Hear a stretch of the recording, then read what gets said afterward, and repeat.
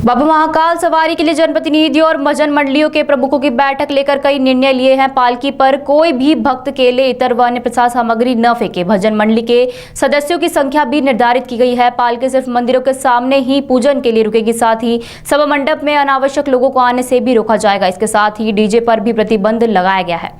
श्री महाकालेश्वर भगवान सवारी में होने वाली व्यवस्थाओं के संबंध में श्री महाकालेश्वर मंदिर प्रबंध समिति के अध्यक्ष एवं कलेक्टर कुमार पुरुषोत्तम ने बैठक में कई निर्देश दिए। सदस्यों द्वारा सवारी व्यवस्था, दर्शन व्यवस्था के संबंध में अपने अपने सुझाव दिए गए। भजन मंडलियों में शामिल सदस्यों की संख्या सीमित करने एवं मंडलियों में अनधिकृत रूप से शामिल होने वाले भक्तों का प्रवेश न हो, इसका विशेष ध्यान दिया जाएगा। साथ ही सवारी में मुखौटे, ठेले, डीजे, फोटो लेकर चलने पर प्रतिबंध रहे। भजन मंडली के नाम व भगवान के बैनर के अतिरिक्त अन्य किसी व्यक्ति विशेष प्रचार प्रसार संबंधित बैनर, होर्डिंग आदि नहीं लगाया जाए। साथ ही कई भक्त भगवान का स्वरूप धारण कर सवारी में सम्मिलित होकर फोन आदि के माध्यम से भक्तों के साथ फोटोग्राफी आदि करवाते हैं, जिससे सवारी में अनावश्यक विलंब होता है। बैठक में सुझाव दिया गया कि श्री महाकालेश्वर भगवान की पालकी सवारी मार्ग में आने वाले देवस्थानों पर ही परंपरागत रूप से पूजन हेतु रुके, जिससे पालकी नियत समय पर मंदिर पहुंच सकेगी और अनावश्यक रूप से पालकी के आसपास आने वाले भक्तों को धक्का मुक्की का सामना नहीं करना पड़ेगा। श्री महाकालेश्वर भगवान की पालकी के पास कपूर, दीपक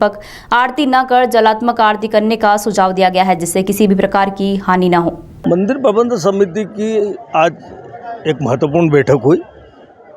जिस प्रकार से अभी पिछले कुछ दिनों से 2-4 दिनों से सवारी को लेकर बहुत सारी जो बातें चल रही थी, उन सब का पटाक्षेप आज बैठ के हुआ।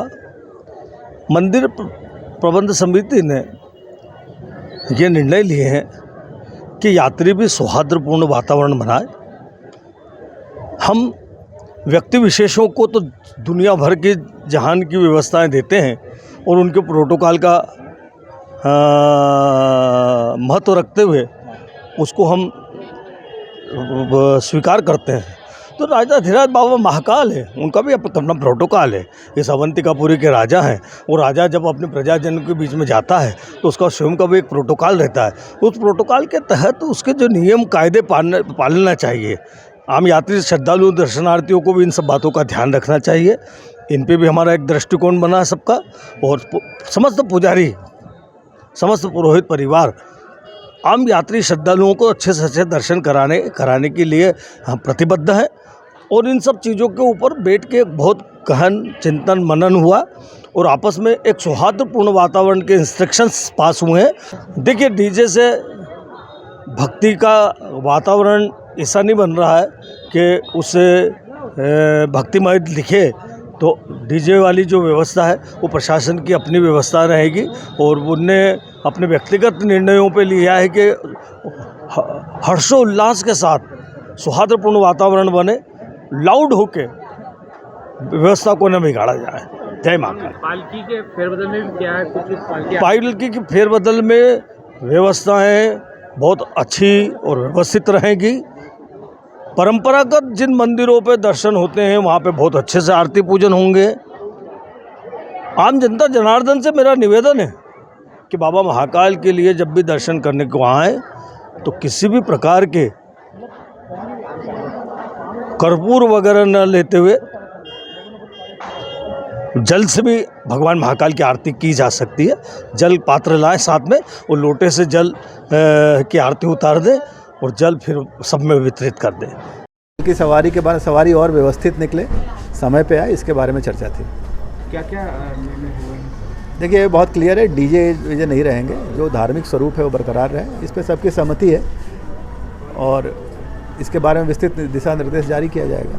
तो सवार कोई क्राउड को लेकर कोई नई व्यवस्था? देखिए, भीड़ आए इसमें कोई बुराई नहीं है। सवारी का सब लोग भाग लें, दर्शन करें, लेकिन व्यवस्था के साथ करें, ये फोकस है। सर, सवारी उठने के पहले जो पूजन के दौरान भीड़ हो जाती है और उसको हम नियंत्रित करेंगे। इस बार पास सिस्टम पहले भी था, लेकिन कई बार क्या होता है, वीआईपी के आने के कारण कई भीड़ ज़्यादा होती है, तो उसको हम नियंत्रित करेंगे। क्या निर्णय हुआ है? उज्जैन जिले में सवारी संबंधित आज सभी जो महत्वपूर्ण प्रतिनिधि हैं और सभा मंडली हैं, भजन मंडली हैं, उनसे बैठक हुई है। इसमें मंथन, अध्ययन, चिंतन के बाद यही तय किया गया है कि इस बार के सोमवार में बहुत ज़्यादा परिवर्तन ना करते हुए भविष्य में एक सभी जो उज्जैन के नगरवासी हैं उनसे सुझाव सलाह लेके व्यापक बदलाव किए जाएं जिससे सुगमता, सहजता, सरलता से सभी को बाबा के दर्शन हो सकें। सर, जो धक्के धुमे की जो वीडियो आए थे उसको लेकर क्या व्यवस्था की? उसकी पुलिस को अलग से ब्रीफिंग की जाएगी कि कोई भी दर्शनार्थी या जो भक्त सवारी के पास आता है वो किसी प्रकार का दुर्व्यवहार ना करे।